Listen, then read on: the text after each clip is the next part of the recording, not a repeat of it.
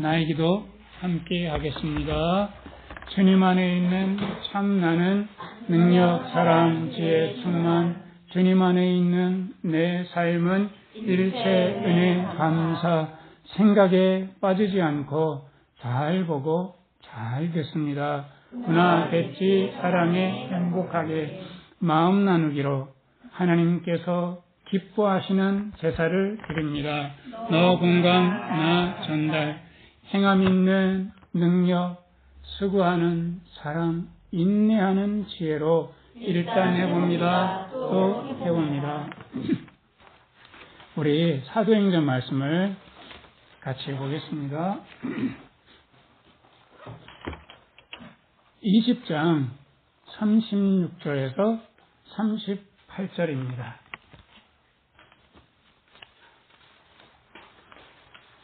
이 말씀은 우리가 몇 주 동안 계속 살펴보았던 말씀이고요. 에베소 장로들에게 바울이 마지막 만나면서 당부하는 교회를 그분들에게 부탁하면서 당부하는 말씀을 마치고 이제 이별하는 장면입니다. 이분들의 이별하는 속에 그들의 마음속에 무엇이 가득했을까를 좀 생각해 보면서 읽어보시면 좋겠습니다. 무엇이 가득했을까? 함께 읽습니다. 이 말을 한 후 무릎을 꿇고 저희 모든 사람과 함께 기도하니 다 크게 울며 바울의 목을 안고 입을 맞추고 다시 그 얼굴을 보지 못하리라 한 말을 인하여 더욱 근심하고 배까지 그를 전송하니라. 이렇게 다시 만나지 못할 바울을 전송할 때 그들 마음속에 어떤 마음이 가득했을까요? 여기 나오는 38절에 보면 바울이 다시 얼굴을 보지 못할 거다라고 하는 것 때문에 무엇 했다라고 하십니까? 근심했다라고 하는 말씀은 나오는데, 자, 이분들이 함께 이렇게 뜨겁게 말씀을 나누고 헤어지는 이 장면, 무엇이 가득했을까요? 오늘 함께 좀 그 말씀을 나눠보려고 합니다. 여러분들 그 노후 생활 하면 어떻게 보내고 싶으세요? 좀 돈도 좀 있고, 좀 건강하고, 좀 친구도 좀 이렇게 있어서 심심하지 않고, 그렇게 99881234 1, 2로 바뀌었어요? 2, 3, 4 9988은 뭐죠? 99세까지 팔팔하게? 예, 그렇게 99세까지 팔팔하게 살다가 1, 2, 3, 4는 뭐죠? 하루 이틀 사흘까지만 좀 아프다 나을 때는 고요히 가자. 9988 1234 노인대학 가면요 9988 1234 이거 많이 해요. 그런데 바울은 이 상황과 참 거리가 먼, 건강도 여의치 않고 나이가 많이 들어가는데, 그리고 의지할 사람도 없고 모아놓은 돈도 없고, 그런데 이분이 지금 가고 있는 길은 평안하고 고요하고 좀 쉴 수 있는 것이 아니라 예루살렘과 로마까지 가서 주님의 복음을 전하면서 자신의 마지막 생애를 불태우겠다라고 생각하면서 가는 그 길이에요.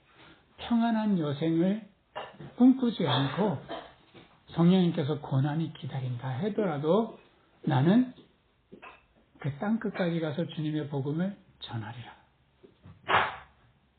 자, 지금 이 간절한 마음을 에베소 장로들을 특별히 밀레도까지 불러서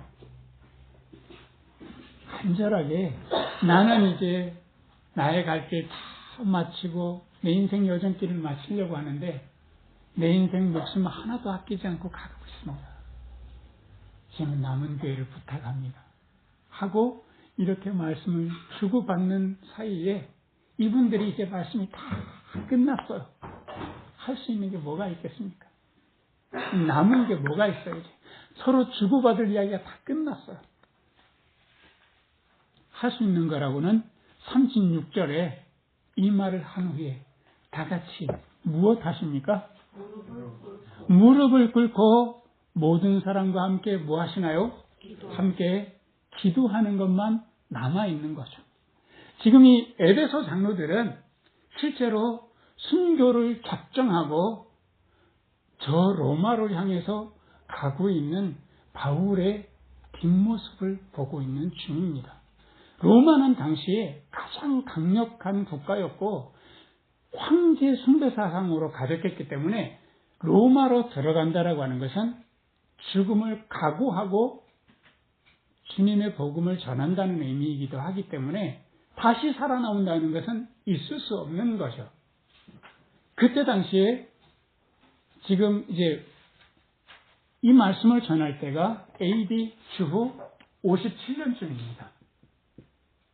그리고 바울이 64년에 네로 황제 때 죽임을 당합니다. 네로 황제가 전 지역을 보호하니까 자기 마음에 도시 계획이 잘 안 된 거예요. 그래서 싹 쓸어버리고 싶은데 그러면 반발이 너무 심하니까 마치 우연히 일어난 것처럼 무엇을 일으킵니까? 커다란 불을 일으켜서 로마가 당시에 16구역 정도 되는데 12구역 정도를 다 태워버렸어요. 그리고 큰 포부를 말하죠. 로마에 내가 이렇게 계획하느라고. 다 집이 없어진 사람들이 그 계획을 보고 감동했겠습니까? 아니면 반발했겠습니까? 굉장한 반발이라니까 이거를 누구 탓으로 돌렸는가 하면 바로 바울 탓으로 돌렸습니다. 바울과 그의 몇몇 기독교인들이 당시에 숨어서 주님의 복음을 전하고 사랑을 전하는 것을 첩보로 알고 있었던 거죠. 그래서 저들이 대화세를 일으킨 것이다. 그래서 64년에 바울이 처형을 당합니다. 그 네로 황제에게. 그래서 64년서부터 해서 기독교 교회가 303년까지 10차례에 걸친 엄청난 대핍박이 있었습니다. 황제들이 자기가 좀 위기에 몰리면 누구를 잡았는가 하면 기독교인들을 희생 제물로 삼았습니다. 한 번 핍박이 있을 때마다 엄청난 핍박이 있어서 당시의 교회 지도자들이 한 번 핍박이 있을 때마다 거의 죽어나갔어요. 순교자들이 생겨나고 이 64년부터 303년까지 240년 동안 10번의 핍박이 있었으니까요. 거의 한 20년, 25년 사이에 한 번씩 이렇게 좀 잘할 것 같으면 싹을 자르는 거 계속해서. 그러면 보통 교회는 뿌리까지 흔들리게 마련이잖아요. 마지막 디오클레티아누스 황제가 교회를 핍박한 10번째 핍박은요. 이때는 진짜로 뿌리를 뽑기 위해서 철저하게 계획하고 교회의 모든 성경 다 불태우고 모든 성직자들 다 잡아들여서 다 죽였습니다. 그리고 황제에게 숭배하겠다고 하지 않은 모든 사람들 다 사자굴에 보냈어요. 철저하게 교회는 무너질 수밖에 없는 뿌리까지 흔들렸죠.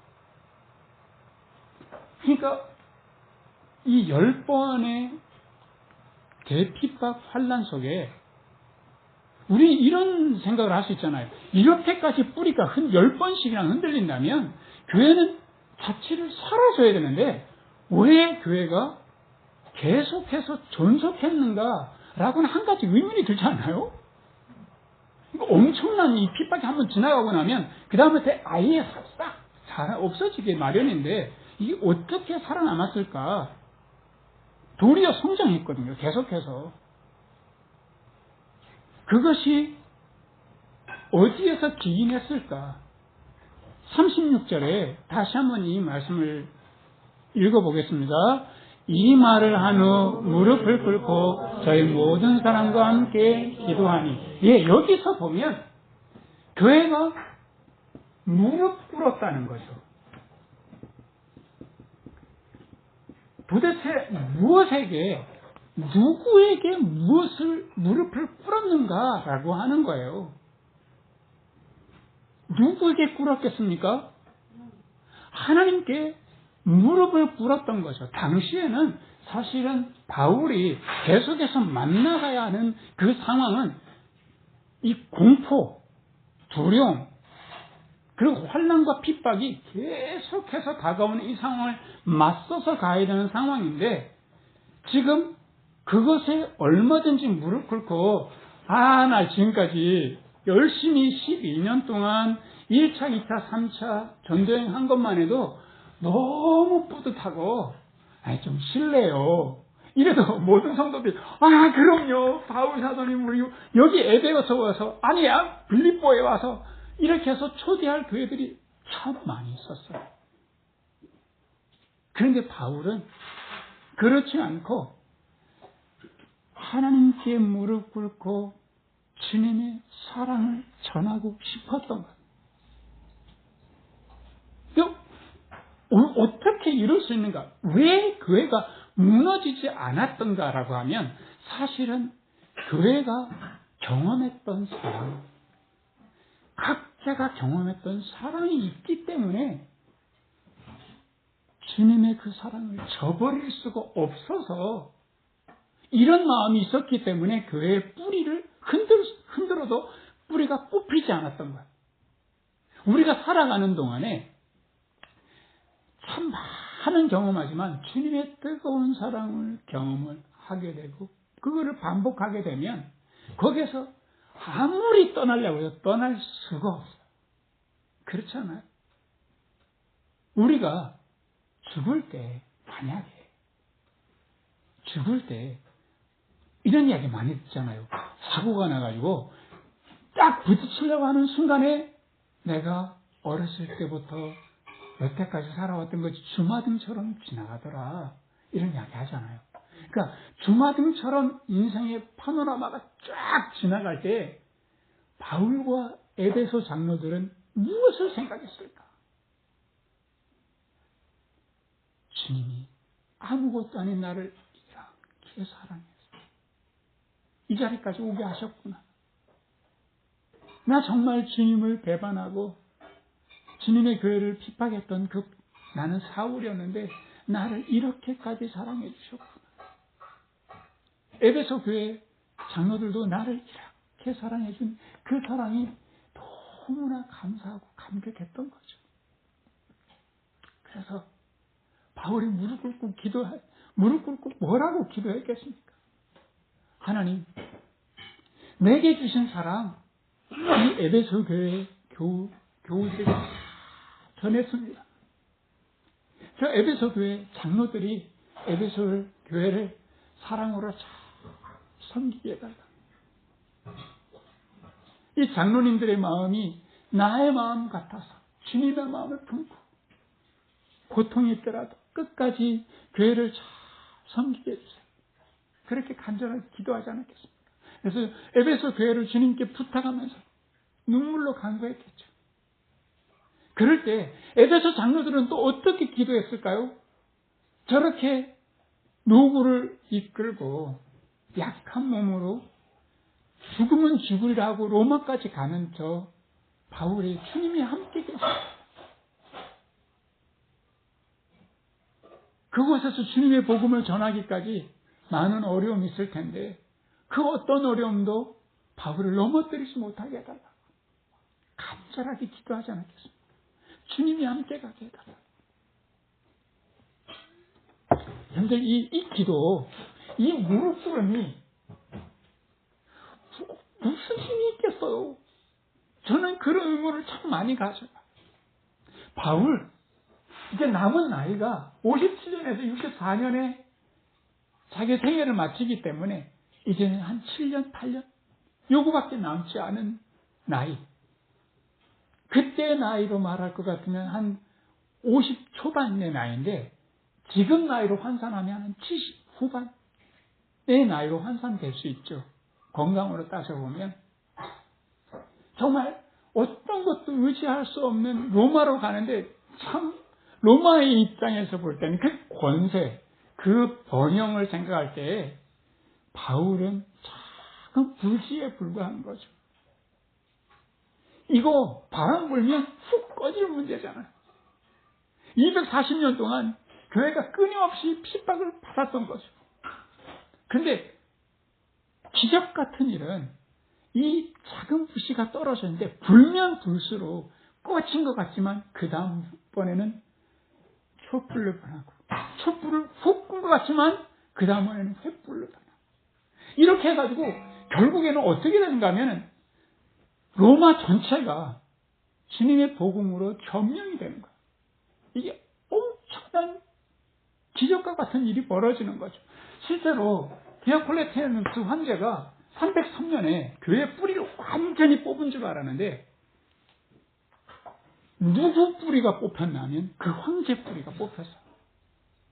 그래서 밀라노 칙령이 발표되면서 기독교를 우리는 정식 종교로 인정합니다 라고 하는 게 언제 일어나는가 하면 고작 10년 안에 313년 우리 잘 알잖아요. 밀라노 칙령이라고 많이 들어보세요. 세계사 공부하면 이 기본으로 나오잖아요. 밀라노 칙령을 콘스탄티누스 황제가 발표하면서 기독교를 공인했습니다. 그러면서 더 이상의 핍박이 사라졌죠. 그런데 이 로마 제국은 이 강력한 권세를 갖고 있는 이 로마 제국은 어느 정도 계속 지속됐겠습니까? 이 정권이요. 이 제국이. 서로마 제국은 400년대에 망했는데 동로마 제국은 1500년대까지 갔어요. 그러니까 약 1500년의 시간을 가지고 이 세계를 다스렸던 거예요. 어마어마했지만 그러나 이 사랑, 이 하나님의 은혜, 이 복음은 지금까지 그치지 않고 우리에게까지 전달이 됐다는 거죠. 무릎 꿇고 기도하는 게 참 작아 보이고 미미해 보이고 아무런 능력 없어 보이고 그렇지만 그 로마조차도 무너뜨릴 수 없었다는 거죠. 그 강력한 로마 제국도 그 권력도 그 모든 황제들도 다 사라져 없어갔지만 이 복음만큼 바울 안에 있었던 하나님의 뜨거운 사랑만큼은 지금까지 이어왔고 또 이어갈 것이라는 거죠. 여기서 우리는 무엇에 무릎을 꿇을 것인가 라고 또 물어볼 수밖에 없어요. 히틀러 정권에게 독일 교회는 무릎을 꿇었습니다. 몇몇 지도자들은 끝까지 항거하면서 히틀러 정권에게 결국에는 죽임을 당하는 순교자들도 있었지만 대부분의 교회는 소수가 이렇게 저항할 때 대부분의 교회는 소극적으로 순응하고 또 어떤 이들은 적극적으로 히틀러 정권을 도와줬죠. 권력에 무릎을 꿇었던 거죠. 권력, 또 요즘 사람들은 돈에 무릎을 꿇기도 하고 또 어떤 이들은 쾌락에 무릎을 꿇기도 하고 제가 이런 이야기 나오면 자꾸 머릿속에 떠오르는 한문도 못하는 인간이 자꾸 한자어가 떠올라요. 화무십일홍. 꽃은 며칠을 가지 못하고 꽃의 불금은 10일을 가지 못하. 권불10년이라. 권력은 몇 년을 가지 못해요? 10년을 가지 못해요. 그래서 지금 우리의 마음이 때로는 우울해지고 불편해지고 불안해지고 두렵고 이거 어떻게 될까? 안심이 되지 않고 자다가도 벌떡 깨게 되고 이럴 때 우리가 기억해야 될 것은 나의 기도, 내가 무릎 꿇고서 하나님 앞에 기도하는 것이 하나님께서 끝끝내 기적을 일으키게 하실 거라는 거죠. 지금 당장 내 눈앞에 열매가 없다 할지라도 하나님께서 그렇게 일해 가신다는 거죠. 무릎 꿇지 맙시다.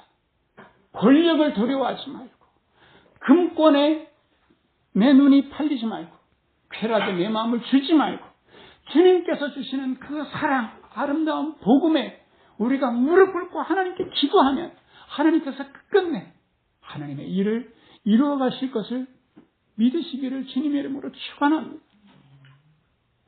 37절에 보면 이렇게 무릎 꿇고 기도하고 난 다음에 다 같이 그게 뭐 했다고 합니까? 다 같이 울면서 서로의 못을 안고요. 목을 안고 입을 맞추면서 마지막 배웅을 해주고 있는데, 어른들 소리내서 운다는 것이 쉬운가요? 그러면 눈물이 나면 꾹꾹 누르잖아요. 그런데 그 사지를 향해 가는 저 늙은이를 보면서 우리 함께 갈 수 없는 그 안타까움이 있고, 힘이 되어주지 못하는 안타까움이 있고,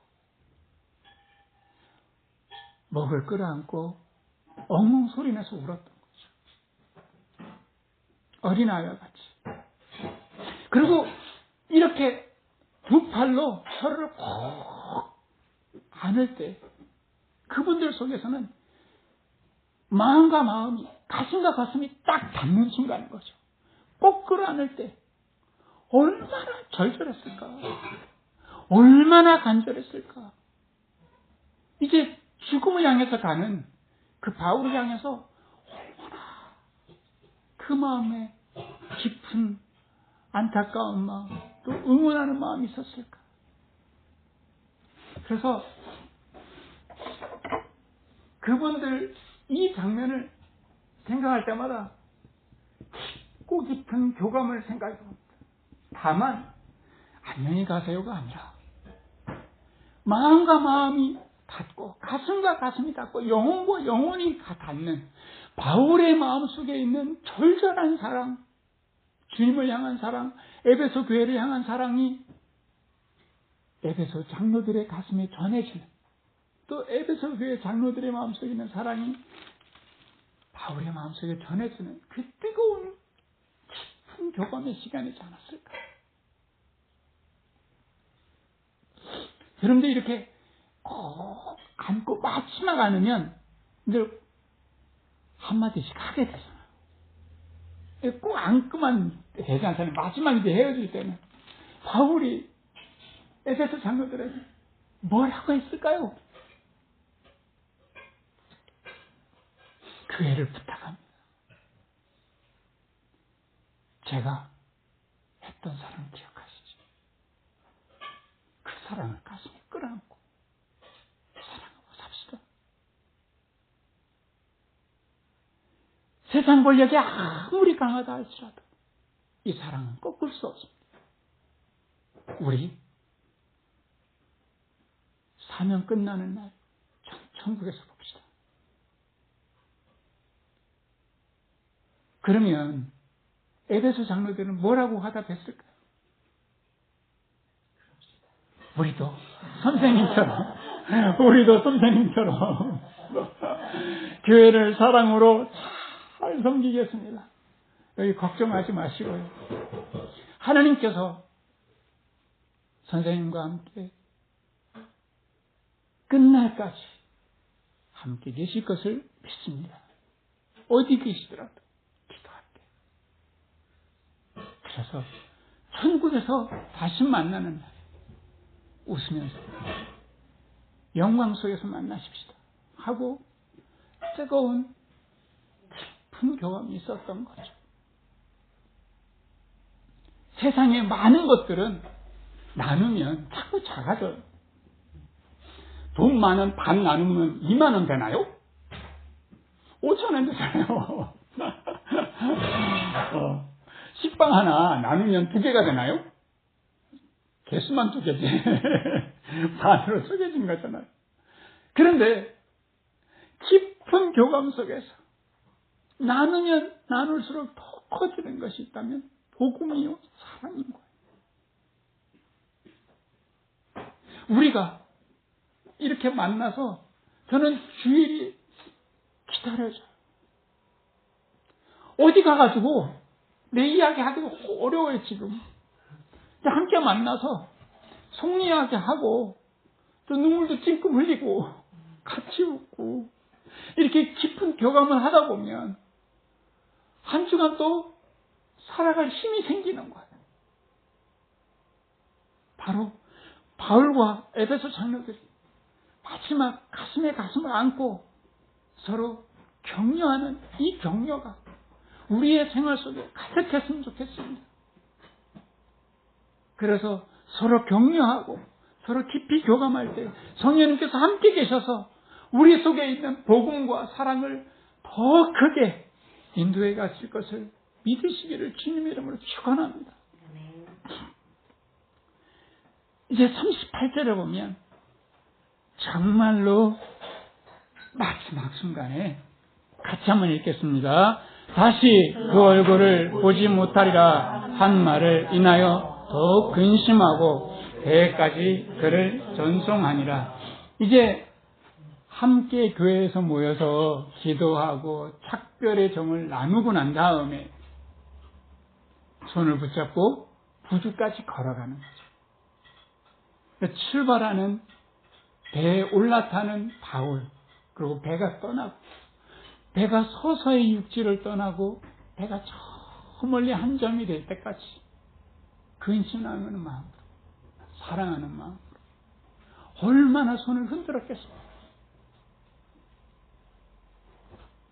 이제 남은 것은 무엇만 남아있냐고요.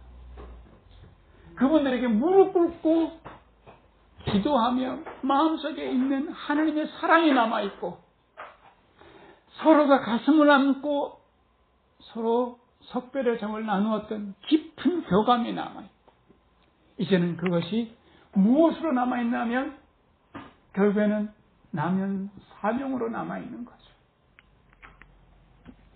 바울은 그 사랑을 안고 깊은 교감을 안고 예루살렘과 저 로마까지 가서 주님의 복음을 전하고 죽으리라고 하는 사명이 남아요. 에베소 장로들은 끝까지 바울이 주는 이 전해준 사랑을 꼭 안고 교회를 잘 살피는 사명이 남아있는 거죠. 그래서 그 복음이 어디까지 왔는가요? 내 가슴까지 온 거예요. 몇 년의 시간이 지나서요. 약 2000년의 시간을 지나서 수많은 눈물과 수많은 무릎 꿇은 기도와 사랑과 수많은 사람들의 죽음과 눈물을 통해서 복음이 그 사랑이 우리의 가슴까지 와 닿아 있는 거죠. 그래서 우리들에게도 오늘 이 복음이 요청하고 있습니다. 무엇에 무릎 꿇고 살겠냐? 세상 권력을 두려워하고 살겠는가? 화무시비롱, 곤불십년인 세상 권력 두려워하지 말고 하나님께 무릎 꿇고 사랑으로 가득한 마음으로 살아가시라. 그리고 이럴 때일수록 혼자 너무 힘들어하지 말고 함께 만나서 격려하고 깊은 영혼의 교감을 나누어서 우리의 마음속에 있는 이 사랑이 점점 더 확장되도록 함께 모이기를 힘씁시다. 그리고 내가 하루하루 살아가는 삶이 주님의 사랑을 내가 어떻게 전하면서 살아갈까? 어떻게 사랑을 내 삶으로 잘 표현하고 살아갈까? 이 사명으로 살아가게 되시기를 주님의 이름으로 축원합니다. 우리 같이 기도하겠습니다. 하나님 아버지, 탄핵 정국에 마음이 흔들리고 매일 고통스럽고 분노와 슬픔이 자꾸 올라옵니다. 우리의 가슴이 무엇이 가득한지, 우리는 지금 무엇에 무릎 꿇고 있는지를 살펴봅니다. 내가 불안에 무릎 꿇고 욕망에 무릎 꿇고 권력에 무릎 꿇지 않게 해주시고 어느 제국, 어느 권력도 이길 수 없는 깊고 깊은 하나님의 그 사랑에 우리가 마음을 두게 하시고 그 사랑을 붙잡고 주님께만 무릎 꿇을 수 있는 우리들이 될 수 있도록 인도하여 주시옵소서. 이렇게 어두울 때일수록 가슴과 가슴, 영혼과 영혼이 깊은 교감을 이루어서 힘있고 생명력 있는 사랑을 뜨겁게 나눌 수 있도록 우리를 축복하여 주시고 주님 나라 가는 그날까지 이 사랑을 전달하는 사랑의 도구로 살아갈 수 있도록 우리 모두를 인도하여 주시기를 간구하며 기도합니다. 주의 성령님께서 인도하여 주시옵소서. 예수 그리스도의 이름으로 기도합니다. 아멘.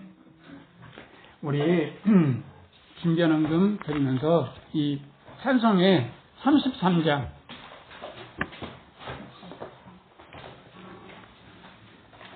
나의 갈 길 다 끝날 때까지 선한 싸움 다 싸울 때까지 끝까지 신실한 주의 종이 되어 주님 앞에 온전하게 서리. 이렇게 우리 같이 찬송하겠습니다.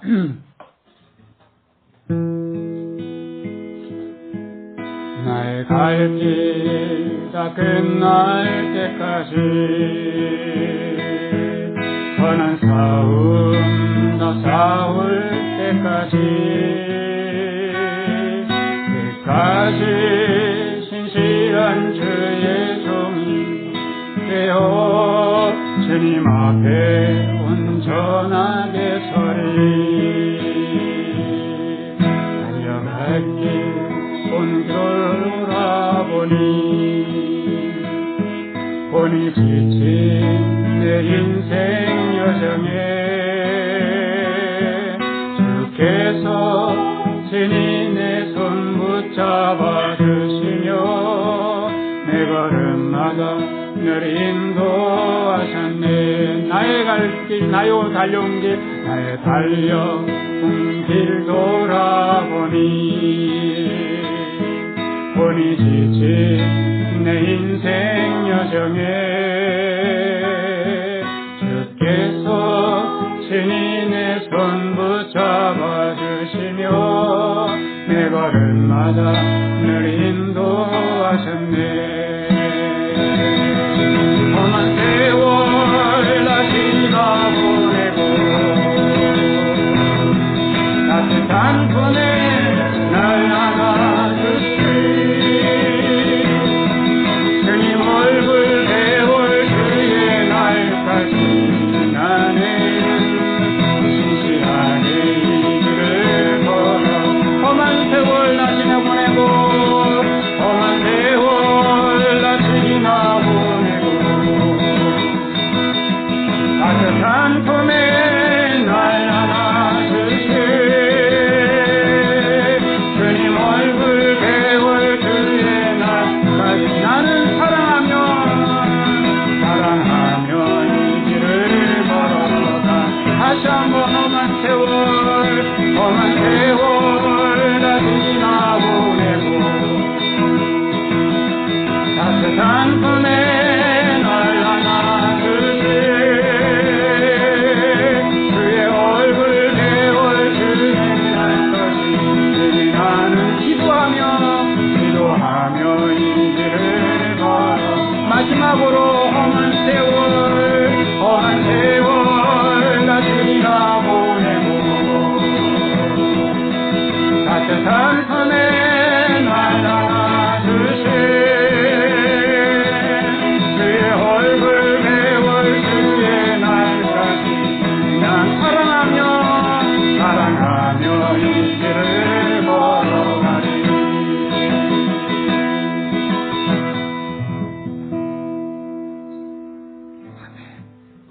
우리 헌금기도 드리고 축도로 예배를 마치겠습니다. 은혜로우신 하나님 아버지, 우리가 무엇이길래 이 사랑을, 주님의 뜨거운 가슴을 수많은 사람들의 눈물과 기도와 고통과 죽음을 통해서 우리에게까지 전달해 주셨는지요. 생각할수록 감사하고 생각할수록 고맙고, 모든 것이 은혜요, 모든 것이 하나님의 또 수많은 사람들의 그 뜨거운 사랑인 것을 고백합니다. 이 사랑과 이 은혜를 우리는 다 갚을 수 없음을 고백합니다. 우리가 주님의 사랑에 감사한 마음으로 적은 정성을 드립니다. 주님의 사랑에 비해 보잘것없지만 우리 성도들의 주님을 향한 사랑과 땀과 수고가 깃들어 있사오니 주님께서 기쁘게 받아주시고 드린 손길들마다 주님의 은혜로 축복하여 주시옵소서. 하나님, 우리 교우들이 주님께서 주시는 축복을 따라 한 주간 잘 살아가기를 소원합니다.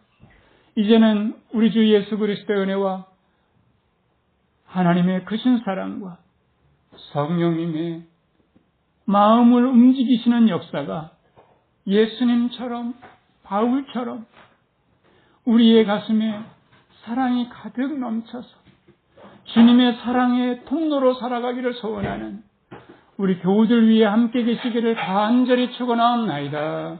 아멘. 감사합니다.